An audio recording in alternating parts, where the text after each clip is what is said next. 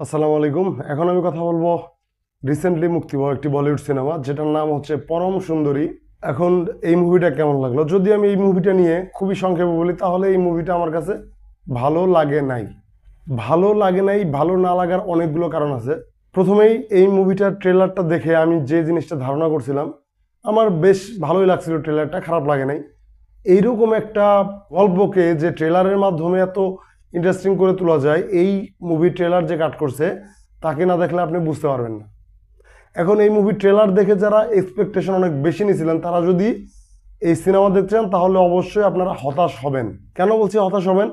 এইরকম গল্প আপনারা এর আগে অনেক দেখেছেন, কিন্তু তার মধ্যে বেশ কিছু গল্প হয়তোবা ভালো লাগছে। যেমন আমি এই মুভিটার গল্পের কথা বলার আগে আমি বলবো যে আমরা চেন্নাই এক্সপ্রেস দেখছিলাম, এই মুভিটা কিছুটা তার সাথে যায়, তার সাথে কিছুটা মিল আছে, কিন্তু চেন্নাই এক্সপ্রেস মুভিটা হয়তোবা মাস্টারপিস লেভেলের কিছু না হইলেও তার গল্পটা ডিসেন্ট একটা গল্প, সেটা দেখতে ভাল লাগে। তার যে কমিক টাইমিং বলি বা তার যে কমিক এলিমেন্টগুলো বলি সেই জিনিসগুলো কিন্তু আমাদেরকে মজা দিতে পারে এবং গল্পের সাথে আমাদের বেঁধে রাখতে পারে। তাছাড়া চেন্নাই এক্সপ্রেসের ইমোশনাল দিকগুলো বেশ ভালো। তার পাশাপাশি যদি আমি এই পরম সুন্দরী মুভিটাকে বলি, প্রথমে চলে আসবে ম্যাডক ফিল্মসের কথা। কেননা ম্যাডক কিভাবে স্ত্রী ইউনিভার্সের স্ত্রী স্ত্রী 2 এবং মুঞ্জা এইরকম মুভির পাশাপাশি কিভাবে তারা এরকম একটা গল্পকে প্রডিউস করলো, আমার মাথায় এই জিনিসটা আসে না। ম্যাডক কিন্তু মোটামুটি ভালো একটা প্রোডাকশন কোম্পানি, তারা ভালো মুভি ডেলিভার করে, তারা ভালো গল্পের মুভি ডেলিভার করে, কিন্তু কিভাবে তারা এরকম একটা গল্পকে বেছে নিল আমি ঠিক বুঝতে পারি না। তো যাই হোক, সত্যি কথা বলতে গেলে এই গল্পের মধ্যে তেমন কিছু নাই। তার চাইতে বড় কথা, এই গল্পের যে ক্যারেক্টারগুলো দেওয়া হয়েছে, সিদ্ধার্থের অভিনয় আমার কাছে খুব একটা এক্সেপশনাল কিছু লাগেনি। তাকে দেখে মনে হয়েছে সে মনে হয় শাহরুখ খানকে কপি করে ট্রাই করতেছে বা সেরকম লেভেলের অভিনয় করা ট্রাই করতেছে, কিন্তু যে জিনিসটা আমার কাছে তার অ্যাপ্রোচটা ভালো লাগে নাই, অভিনয় খুব একটা আহামরি লাগছে বিষয়টা তা না, অ্যাজ ইউজুয়াল যেমন হয় তেমন বা তার সাথে একটু খারাপ লাগছে।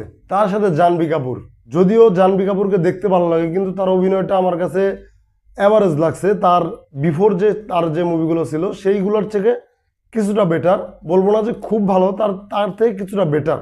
তার অভিনয়ের উন্নতিটা এখানে কিছুটা দেখা গেছে, কিন্তু বলবো না যে সেটা এক্সেপশনাল লেভেলের বা অতিরিক্ত ভালো হয়ে গেছে, এরকম না। তারপর এই মুভির গল্প ভাই, গল্পের মধ্যে কিচ্ছু নাই, শুধুমাত্র সিনেমাটিক কিছু শর্ট এবং সিনেমাটোগ্রাফিটা টুকটাক মোটামুটি ভালো ছিল, দেখতে ভালো লাগছে, এইটুকুই। তারপর এই মুভির ফার্স্ট হাফ, যেটা খুবই জঘন্যভাবে টানা হয়েছে। এই ফার্স্ট হাফে তেমন এঙ্গেজিং কিছু দেখেই নাই। নায়িকাকে এটা খাওয়াচ্ছে, নায়িকা আবার তাকে এটা খাওয়াচ্ছে, এইখানে যাচ্ছে সেখানে যাচ্ছে, এই সেই হাবিজাবি এই সমস্ত জিনিস নিয়ে গুজামিল দিয়ে মুভিটাকে বড় করা হয়েছে, আর কিছুই না। যদিও ফার্স্ট হাফের তুলনায় সেকেন্ড হাফটা কিছুটা বেটার, সেকেন্ড হাফটা দেখতে কিছুটা ভালো লাগে ফার্স্ট হাফের তুলনায়, তারপরেও বিষয়টা কিন্তু এক্সট্রাঅর্ডিনারি বা ভালো কিছু হয়নি। যাই হোক, ওভারঅল দেখতে গেলে এই মুভিটা আমার কাছে ভালোই লাগে নাই। এই মুভির রেটিং যদি আমি দিই তাহলে দেবো 5-এর মধ্যে 2, এর চাইতে বেশি রেটিং আমার জন্য এই মুভিকে দেওয়া সম্ভব না। যাই হোক, যারা মুভিটা ইতিমধ্যে দেখছেন তারা অবশ্যই জানাবেন, এবং যারা দেখেন নাই তারা একবারের জন্য দেখতে পারেন, এবং অবশ্যই আমার চ্যানেলকে লাইক কমেন্ট শেয়ার সাবস্ক্রাইব করতে ভুলবেন না। সবাইকে ধন্যবাদ।